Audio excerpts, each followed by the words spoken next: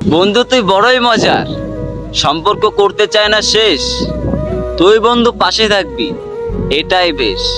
দেখ, আমরা কিন্তু এক কাপ চা দুইজন মিলে ভাগ করে খেয়েছি, মনে আছে তোর?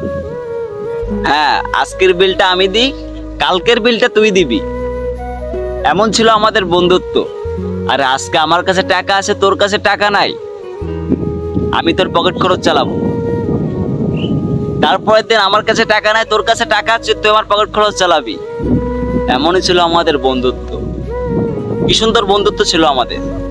এখনো কিছু ছেলেরা ভাবে যে ওদের মতন বন্ধুত্ব আমি করতে পারলাম না আজও, এটাই বড় দুঃখ। দেখ, আমাদের বন্ধুত্বের মধ্যে কোনো স্বার্থ ছিল না। তুই আমার পিছনে ঘুরতিস, আমি তোর পিছনে ঘুরতাম, এটাই ছিল বন্ধুত্ব। যখন দুজন একসাথে হেঁটে যেতাম, সবাই তাকায় থাকতো আমাদের দিকে, দুই জুটে যাচ্ছে, রাস্তা দিয়ে দুই জুটে যাচ্ছে, এমন ছিল আমাদের বন্ধুত্ব। মাঝখানে একটা বন্ধু এন্ট্রি হলো, আর আমাদের বন্ধুত্ব ওখানে শেষ হয়ে গেল। দেখো ভাই, জীবনে বড় হও, বন্ধুত্ব করো, নতুন বন্ধুর সাথে বন্ধুত্ব করো না। তোমার পুরনো বন্ধুগুলাই তোমার বেস্ট। তোমার খারাপ সময় তোমার পুরনো বন্ধুগুলাই তোমার পাশে থাকবে, নতুন বন্ধু থাকবে না।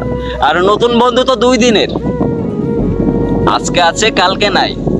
আর তোমার পুরনো বন্ধু সারা জীবন তোমার পাশে থাকবে, এটাই হলো বন্ধুত্ব। নতুন বন্ধুকে অ্যাড করা মানে পুরনো বন্ধুকে ভুলে যাওয়া।